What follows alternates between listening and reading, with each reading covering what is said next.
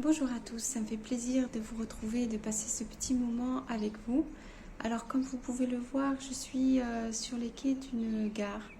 Je suis en train de quitter l'ashram pour quelques jours et je vais à Paris. Voilà, donc avant de vous raconter les détails, je vous souhaite la bienvenue à vous si vous êtes tombé sur cette vidéo par hasard. Sachez que je partage mon expérience du deuil. J'ai perdu ma sœur jumelle il y a 5 mois à peu près. Elle est morte du cancer. Et je n'ai pas réussi à l'aider à vivre et à se sauver. Donc voilà, c'est un peu tout ça que je partage sur cette chaîne. Et vous êtes vraiment les bienvenus à rejoindre notre petite communauté. Il vous suffit de vous abonner, de mettre un pouce sur cette vidéo et puis simplement de profiter un petit peu de ce que j'ai déjà mis en ligne. Alors ce matin, donc là on n'est pas le matin, il est l'heure du déjeuner, je suis au milieu d'une gare assez isolée, donc je suis pas loin d'Orléans et je vais passer donc quelques jours à Paris. C'est une décision que j'ai prise très très rapidement, en fait c'était pas du tout prévu. Mais l'ashram de yoga où je suis en ce moment ferme ses portes pour quelques jours et donc j'avais la possibilité comme ça de partir un petit peu et de faire autre chose. Alors là, je suis pas heureuse, comme vous pouvez le voir, j'ai presque pas de voix. J'ai du mal à parler. Je suis très très émue. C'est très dur pour moi parce que retourner à Paris me fait terriblement mal. Nous avons vécu, ma soeur jumelle et moi, très très longtemps à Paris ensemble. J'ai à peu près toute ma vie d'adulte comme souvenir là-bas. Et j'ai très très peur d'y aller en fait. J'ai très très peur d'aller là-bas. Et en fait, ça a déjà commencé. J'avais peur d'y aller parce que je savais que j'allais revivre en fait de façon émotionnelle les souvenirs, les sensations et que j'allais ressentir la perte très fort, très violemment. Et en fait, j'ai même pas eu besoin là d'arriver à Paris parce que je suis même pas encore partie. Je suis en train d'attendre le train. Mais déjà là, je suis atterrée parce que déjà sortir de l'ashram de yoga, c'est très très dur pour moi et je m'en aperçois là maintenant. Je le savais, vous savez ce que c'est. C'est-à-dire que je le sais, mais je ne le vivais pas. Je savais que ça allait être dur. En fait, quand on est dans cet ashram de yoga, on est dans un cocon protégé. On a nos habitudes. Vous voyez toutes les vidéos que j'ai postées où je vous raconte mes problèmes au travail, dans la ferme de permaculture, toutes les activités que je peux faire, etc. Mais on est quand même dans un cocon protégé. Et là, je sors, je me confronte à la réalité, à celle que je ne veux pas voir. Parce que dans la réalité, là, je vois bien que c'est le vide absolu.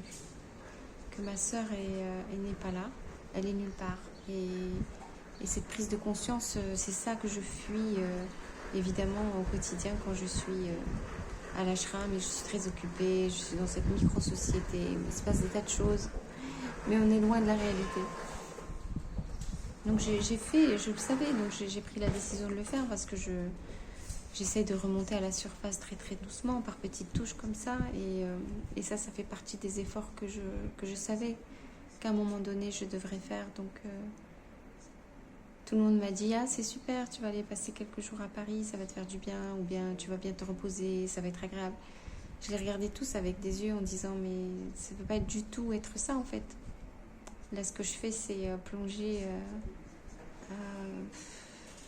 dans ma douleur, quoi, dans ma blessure, dans ma tristesse. Et voilà, j'ai même presque pas de souffle là pour enregistrer cette vidéo. C'est pour vous dire à quel point je me sens atterrée. Et le pire de tout ça, c'est que là, c'est progressif. Donc, ce qui est très choquant pour moi, c'est de marcher dans la rue, d'être toute seule. Il n'y a pas tout le groupe de l'ashram autour de moi. Il y a ce côté inconnu dans lequel je suis. Là, je marche. Dans la rue, je suis totalement inconnue. Et c'est pas que je suis connue à l'ashram, mais c'est chacun à sa position là-bas. On a sa place en fait. Et puis de voir ce que c'est que la vie normale, les trottoirs, le bus qui passe, les gens normaux qui ont tous des choses à faire. c'est très très difficile, voilà, c'est très difficile. C'est très doux en même temps. C'est très doux parce que c'est calme, c'est tranquille, c'est agréable. Mais c'est juste que je suis terriblement triste, quoi. Et il faut dire que le temps aujourd'hui, le climat est très très pluvieux aujourd'hui et très couvert. Et on dirait un temps d'automne où on a envie de se mettre sous un plaid avec des chocolats et lire un bon livre.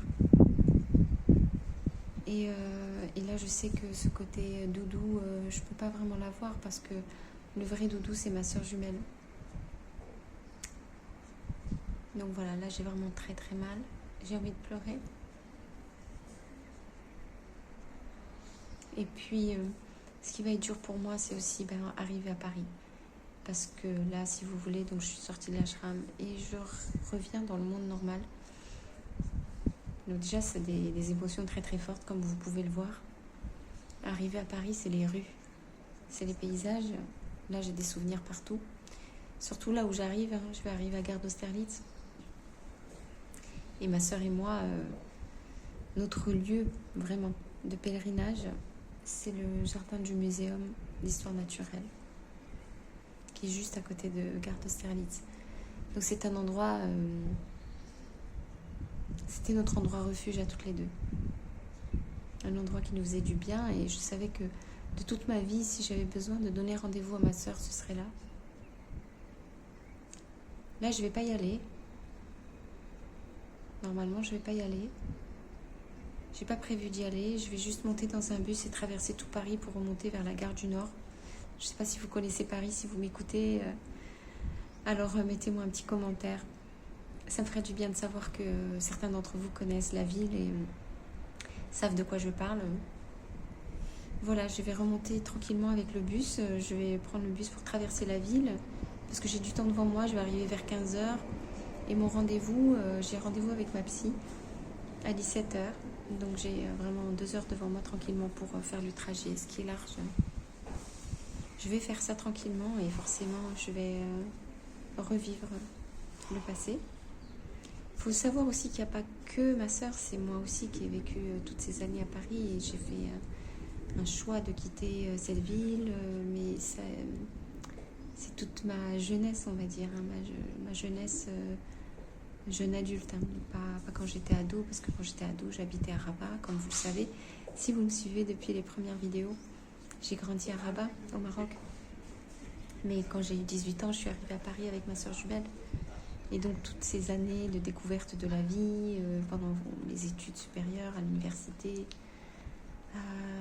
première rencontre amoureuse vraiment, mariage, toute la vie en fait. Hein.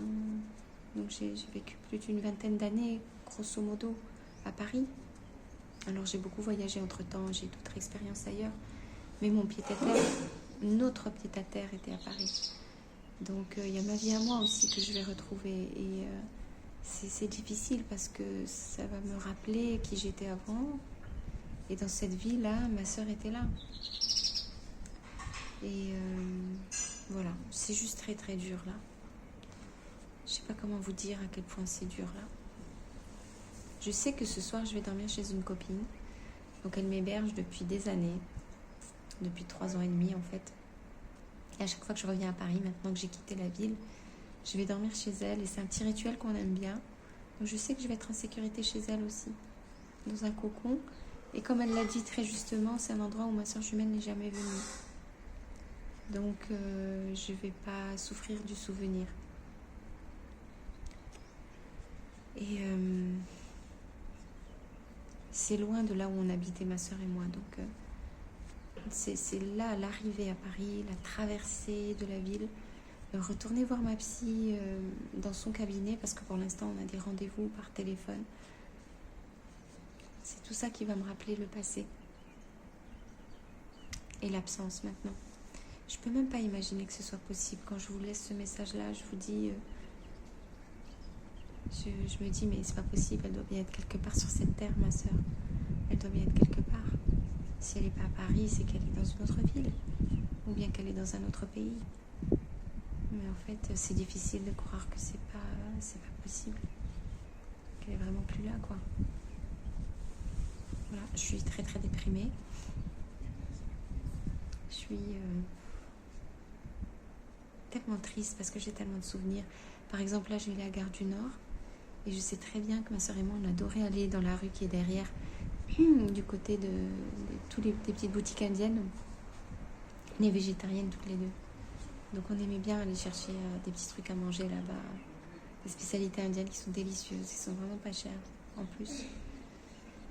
Et surtout des fruits exotiques, on adorait acheter des fruits exotiques là-bas aussi. Il y a une boutique que je connais bien. Donc je sais que voilà, il y a ces empreintes qui sont là. Voilà, je voulais vous raconter ces nouvelles-là et j'aurai l'occasion, j'espère, de vous laisser des messages pendant que je serai chez mon ami. Et puis, je vous raconterai comment ça se passe. Voilà, c'était un peu la petite surprise du jour. Le fait de quitter l'ashram, de quitter mon cocon et d'affronter la vie et la réalité et l'absence et la tristesse. Voilà. Écoutez, je vous fais des gros bisous. Ça m'a fait du bien de vous parler et puis prenez soin de vous. On essaye tous du mieux qu'on peut et de voir jusqu'où ça peut nous entraîner tout ça. Alors à bientôt.